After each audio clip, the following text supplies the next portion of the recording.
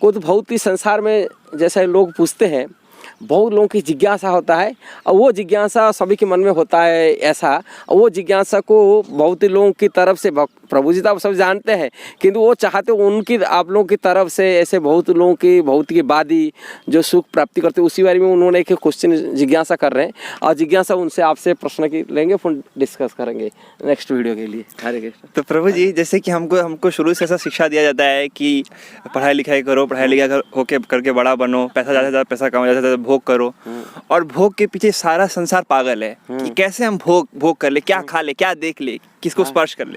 तो हमको फिर ये हरे कृष्णा जप करने की क्या जरूरत है, क्यों प्रसाद ग्रहण करें, क्यों भगवान का कथा सुनने। तो इसका हमको अगर भोग से ही सुख मिल रहा है तो भक्ति करने का हम लोग को जरूरत ही क्या है। हाँ, ये बहुत इम्पोर्टेंट है। सभी लोगों के मन में साधारण तो 99% लोगों की जिज्ञासा यही होता है, हम भौतिक सुख जो प्राप्ति हो रहा है, फिर ये माला जप करना, भजन करना, ये सब क्या जरूर है। हम भौतिक सुख तो ऑलरेडी मिल रहा है, किंतु यहाँ विचार करना चाहिए जो हम लोग भौतिक सुख वाले कितना दिन के लिए मिलता है। हाँ, अपन भौतिक सुख मिलता है, इसके साथ साथ हमको कितना कष्ट उठाना पड़ता है। हाँ जैसे कहते हैं ना, दिल्ली का लड्डू, हाँ, जो नहीं खाया पछताता है, वो खाने वाला भी पछता रहा है।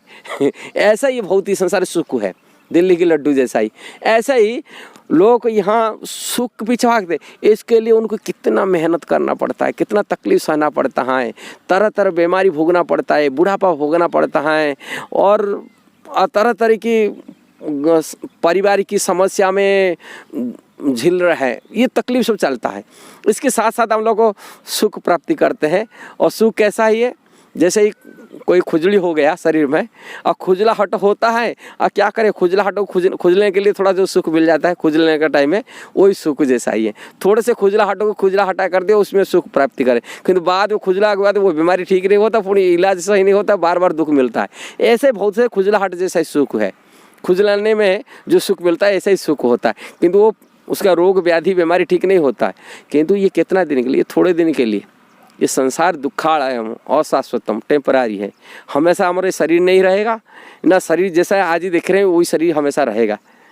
ये परिवर्तनशील शरीर है।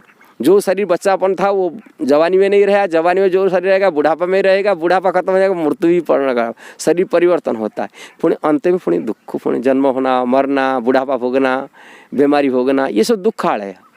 इसीलिए स्थायी सुख के लिए शास्त्र कहता है अनंत सुख, जो सुख कभी खत्म नहीं हो सकता, हमेशा के लिए सुख प्राप्ति कर। जो जीव का स्वभाव है सुख प्राप्ति करने का, आनंद प्राप्ति करने का जो स्वरूपगत है सुख है, वो कृष्ण भजन में मिल सकता है। इसीलिए भगवत गीता में भगवान बोलते हैं अनित्य असुखम लोकम मिमम प्राप्यो भजस्व मांगो। ये अनित्य असुखम लोकम, सुख देने वाला नहीं लोक है, ये सुख है माया का सुख है।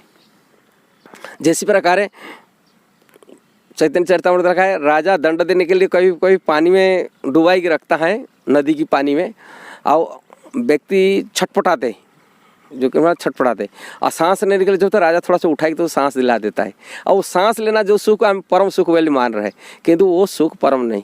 जब तक हम लोग उससे बंदी से मुक्त नहीं हुए तब तक हम सुखी असली सुख जो आध्यात्मिक सुख कहा जाता है, वो अनंत सुख कभी ये सब नश्वर सुख है, वो परमानंद माने अमृत सुख कोई कभी नष्ट हो। इसलिए वैकुंठ कहा जाता है भगवान धाम, जाने से दुख नहीं मिलता, जन्म होना पड़ता ना, बुढ़ापा भोगना पड़ता ना, बीमारी भोगना पड़ता ना इस संसार की अलग अलग जो जन्म मृत्यु जरा व्याधि, साथ में आदि दैविक आदि भौतिक ना आध्यात्मिक मानसिक दुख मिलेगा ना, दूसरी जीव द्वारा दुख मिलेगा ना, ये सब चीज़ ही नहीं है, दुख से परे है। इसलिए भगवान की धाम ना वैकुंठ है। इसलिए वो सुख प्राप्ति करने के लिए, भजन करने के लिए कहा जाता है, प्रेरणा दिया जाता है, लोग भक्ति करे, भजन करे, कृष्ण के शरण में जाए, तभी उनकी परमानेंट इलाज हो सकता है, परमानेंट सुख प्राप्ति कर सकता है। यदि अच्छा, बड़े बड़े धन्यवाद। बहुत ऐसे प्रश्न हैं, आप लोग इसको ज़रूर शेयर करिए, सब्सक्राइब करिए, लाइक कमेंट दीजिए। हरे कृष्णा।